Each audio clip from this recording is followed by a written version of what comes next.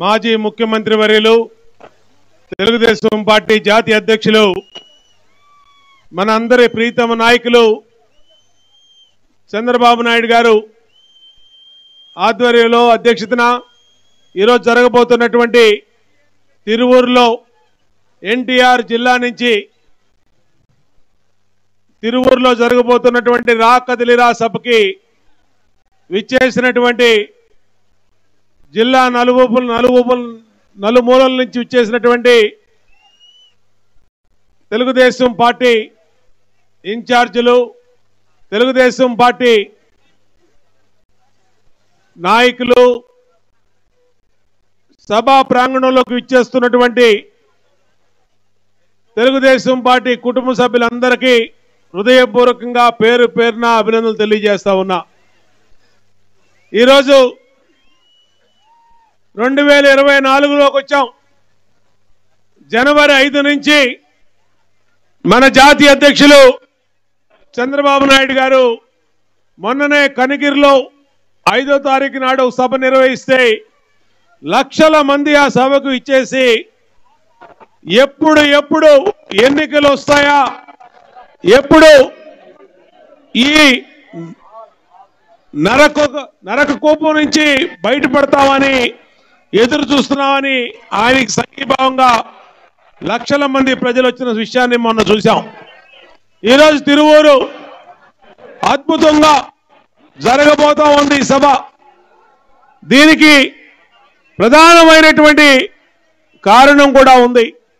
5 సంవత్సరాల జగన్మోహన్ రెడ్డి అంతులేని అవినీతిలో ఈ రాష్ట్రంలోని బడుగు వర్గాలు, పేద వర్గాలు, మహిళలు, బలహీన వర్గాలందరూ కూడా తమ జీవితాలు, కుటుంబాలు తల్లకిందులైపోయినటువంటి పరిస్థితి చూశారు. ఒక్క ఛాన్స్ ఇవ్వండి, మీ జీవితాల్లో బ్రహ్మాండంగా మార్పు తీసుకొస్తానని ఆ రోజు ఎన్నికల ముందు పాదయాత్ర చేసినటువంటి జగన్మోహన్ రెడ్డి ఊరూరా 700 పైన వాగ్దానాలు ఇచ్చి ఈరోజు రాష్ట్రాన్ని అప్పుల కుప్పగా మార్చి ప్రతి కుటుంబం మీద కూడా అప్పుల్లో ముంచేసినటువంటి వ్యక్తి జగన్మోహన్ రెడ్డి. ఈరోజు వైఎస్ఆర్ కాంగ్రెస్ పార్టీ జగన్మోహన్ రెడ్డి పరిపాలనలో నిత్యావసర సరుకులన్నీ ఆకాశాన్ని దాటి చుక్కలు చూపిస్తా ఉన్నాయి. కరెంటు బిల్లులేమి కానీ, చెత్త పన్నులే కానీ, ఇంటి పన్నులే కానీ, ఒకటి కాదు ప్రజల మీద అనేక రూపాల్లో భారాలేశాడు జగన్మోహన్ రెడ్డి. మరి ఈ డబ్బులన్నీ ఏమైనాయి? ఇవాళ ప్రజలు కడుతున్నటువంటి పన్నులు తెలుగుదేశం ప్రభుత్వంలో కన్నా 400 రెట్లు పెరిగినాయి. కరెంటు బిల్లులు పెరిగినాయి, ఇంటి పన్నులు పెరిగినాయి, సేల్స్ ట్యాక్సులు పెరిగినాయి, జిఎస్టీ ట్యాక్సులు పెరిగినాయి, వ్యాట్ ట్యాక్సులు పెరిగినాయి. మరి ఈ ప్రభుత్వ ఆదాయం అంతా ఏమవుతా ఉంది? అంతేకాదు 12 లక్షల కోట్ల రూపాయలు బ్యాంకుల నుంచి అప్పులు తీసుకొచ్చాడు. ఈ అప్పులని, డబ్బులని ఏమైపోయినాయంటే ఎక్కడా లెక్కలు లేవని మాట్లాడుతూ ఉన్నాడు. ఈ రోజున 12 లక్షల కోట్ల అప్పులు ఏమైనాయి? ప్రజల నుంచి బాధుడని బాధినటువంటి పన్నులు ఏమైనాయి? డబ్బులు ఏమైపోయినాయి అంటే ఎక్కడా కూడా జవాబు లేదు. ఒకవైపు తెలుగుదేశం ప్రభుత్వంలో ఇచ్చినటువంటి ఉచిత ఇసుకని మాఫియా చేశాడు.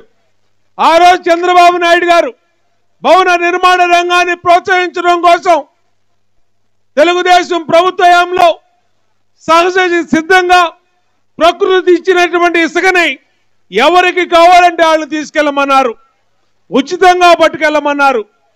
ట్రాక్టర్కి 500, 300 ఆ రోజు కిరాయి ఇచ్చి ఇసుకని తెచ్చుకునేవాళ్ళు కావాల్సినటువంటి ఇసుకని. దాన్ని ఇవాళ 3,000 రూపాయలు ఇసుక ట్రాక్టర్ చేశాడు, 15,000 రూపాయలు ఇసుక లారీని చేశాడు. పక్క రాష్ట్రాలకి ఇసుకని మాఫియా ద్వారా ఈ వైసీపీ నాయకులు దోచుకొని వేల కోట్ల రూపాయల్ని ఇవాళ ప్రభుత్వ ఆస్తిని, ప్రజల ఆస్తిని దోచుకున్నారనే విషయాన్ని సందర్భంగా తెలియజేస్తా ఉన్నాం. అంతేకాదు తెలుగుదేశం హయాంలో బ్రహ్మాండంగా పారదర్శకమైనటువంటి మద్యం పాలసీని పెట్టి ఆ రోజు 2014-2019 కాలంలో మేమందరం ఎమ్మెల్యేలుగా చంద్రబాబు నాయుడు గారు ముఖ్యమంత్రిగా అన్ని రకాలుగా కూడా అన్ని రకాలు అమ్మే మద్యాన్ని తీసుకొచ్చి ఈరోజు రాష్ట్రంలో జే బ్రాండ్లు తయారు చేశాడు. ప్రతి డిస్టిలరీ కూడా వైసీపీ నాయకులు రన్ చేస్తా ఉన్నారు. 40 రూపాయలు 50 రూపాయలు ఉన్నటువంటి మద్యం క్వార్టర్ బాటిల్ని ఇవాళ 200 రూపాయలు 250 రూపాయలు చేసి ఈరోజు దాదాపు 60,000 కోట్లు ఒక మద్యంలోనే దోచుకున్నాడు ఈ జగన్మోహన్ రెడ్డి అని సందర్భంగా గుర్తు చేస్తా ఉన్నా. ఇష్టారీతిన పన్నులు పెంచారు, నిత్యావసర సరుకులు పెంచారు, ఉప్పులు పప్పులు పాలు పెరుగు నూనెలు గ్యాస్ బండ్లు ఇవాళ ప్రజలు కొనలేనటువంటి స్థితిలో ఈరోజు జనసేన తెలుగుదేశం అధినేతలు అటు పవన్ కళ్యాణ్ గారు కానీ ఇటు చంద్రబాబు నాయుడు గారు కానీ పూర్తిగా ఆలోచన చేశారు. ఈ చిరిగిపోయినటువంటి పేదల్ని మళ్ళా ఏ విధంగా వాళ్ళకి ధైర్యాన్ని ఇవ్వాలి, వాళ్ళకి భవిష్యత్తుని ఇవ్వాలి, వాళ్ళకి భద్రతనివ్వాలి, వాళ్ళకి భరోసాని ఇవ్వాలనే ఉద్దేశంతో పవన్ కళ్యాణ్ గారు కానీ చంద్రబాబు నాయుడు గారు కానీ అన్ని రకాలుగా ఆలోచన చేసి తొలి మేనిఫెస్టో సూపర్ 6ని ఈ రోజున ఇవ్వటం కూడా జరిగింది. అందుకనే విజ్ఞప్తి చేస్తా ఉన్నాం. 2024 ఇవాళ ప్రారంభంలో ఉన్నాం. జనవరి 7వ తారీఖు నాడు ఈ సంవత్సరం చాలా కీలకమైంది. ఒక్క ఛాన్స్ అని మన జీవితాలను చిదిమేసినటువంటి జగన్మోహన్ రెడ్డికి బుద్ధి చెప్పాలా, మళ్ళీ మనకి మేలు చేసే విధంగా, మళ్ళీ మనకి ఆదుకునే విధంగా, మళ్ళీ మనకి స్వర్ణయుగం లాంటి జనసేన తెలుగుదేశం కూటమిని అందరూ ఆశీర్వదించాలని కోరుకుంటూ ఈరోజు ఎన్టీఆర్ జిల్లాలో మొదటి సభ జరగబోతా ఉంది చంద్రబాబు నాయుడు గారిది.